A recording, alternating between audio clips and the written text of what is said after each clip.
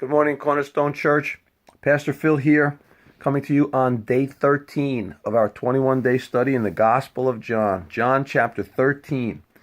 A powerful passage of Scripture where the main event, well, there's two main events. The first of the main events is Jesus washing the disciples' feet.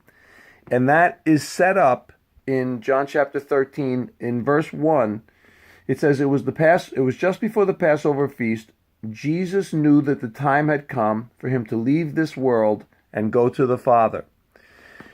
That's a very powerful passage there. We've seen throughout the Gospel of John several key points where it said that his time had not yet come. When they tried to throw him, they tried to stone him, and they tried to lay hands on him 2 different times, and it said they could not because his time had not yet come.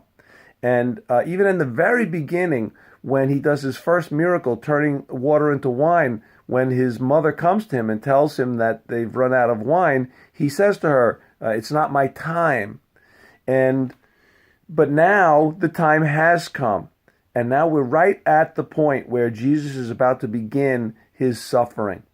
And he knew that. And that's the really key point, that he knew it was time. And it says that he knew it was time for him to leave this world and go to the Father. So he knew the timing, he knew what the mission was, and he knew what the end result was going to be. And that was going to be that he was going back to the Father. He was going to dwell again in eternity where he was before. So that's really significant how John sets the stage there with Jesus knew that the time had come.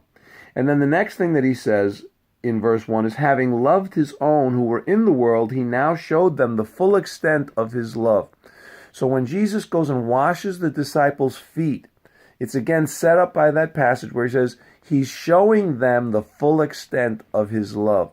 We're going to see this in the next chapter where Jesus defines what love is, but this is a great example of what love is. Love is sacrificial. Love is giving. We often define love in terms of how it makes us feel. That's why we can use the term so wildly. We can talk about love in terms of, we love our spouses, and we can talk about it in the sense that we love hamburgers. And in both cases, often we think in terms of how it makes us feel.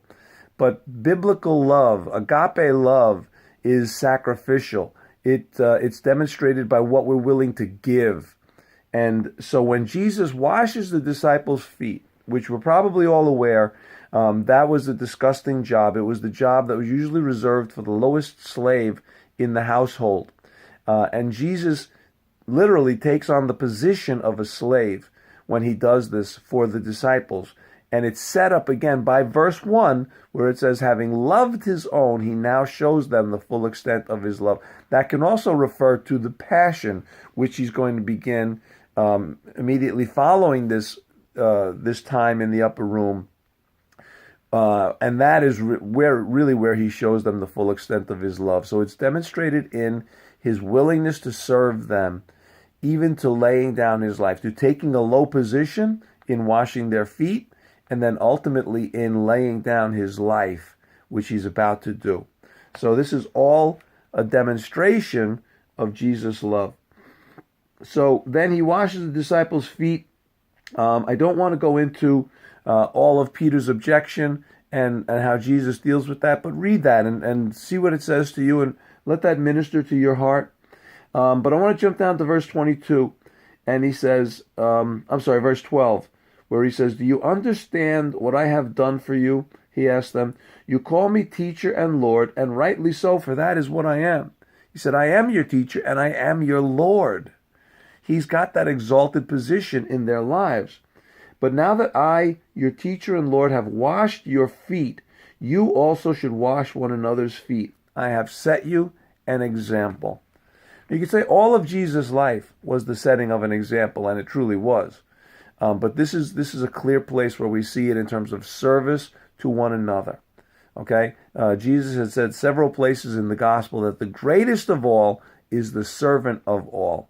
And he demonstrates that by taking the lowest position and being willing to do the dirtiest job for the disciples.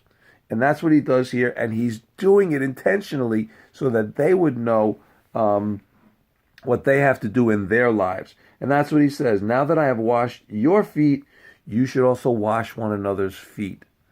We have to be willing to serve one another and to lay down our lives for one another, to do the dirtiest job that needs to be done in order to help one another in our lives. That's the extent of our love for each other. It moves from this into the Last Supper. Basically, Jesus is at the table with the disciples, and he tells them about the betrayal. He begins to talk about Judas' betrayal and what's going to happen with that. He's going to be handed over. But he says this in verse 21. It says, after he said this, Jesus was troubled in spirit. I love that expression, and I point it out often. It means agitated. It means deeply moved and stirred in his spirit. What was about to happen to him, and more than that, I think what was about to happen to Judas, the fate of Judas, that one of his closest friends was going to betray him, it troubled him. It broke his heart. He was deeply agitated and stirred in his spirit.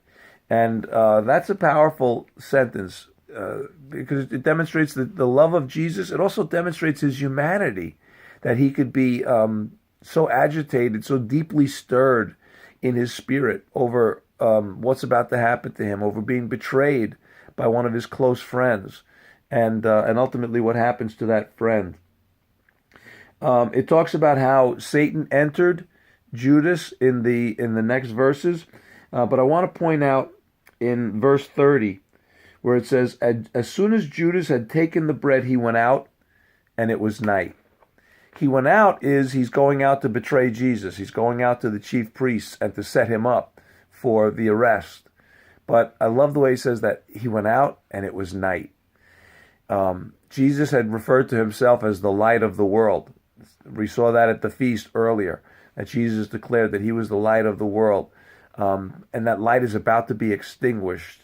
And I think that's a really deep sentence there. When Judas went out, he partnered with Satan, basically. Satan entered him, and he was partnering with Satan to attack the Lord of glory, and it was night. Darkness was about to reign for a very short time, but darkness was about to reign on the earth.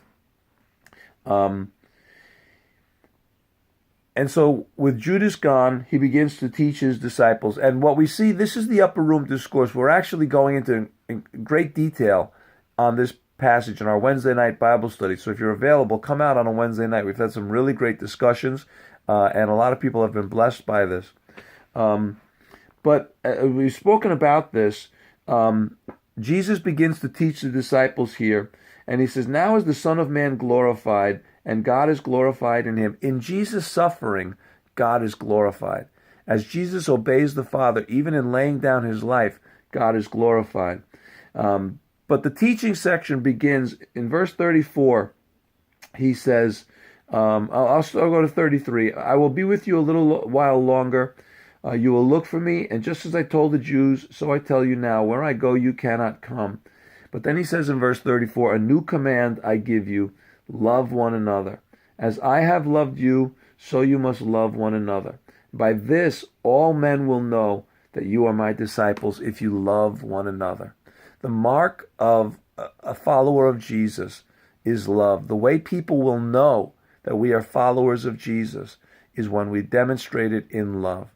God bless you guys. Have a great read, and we'll pick it up tomorrow.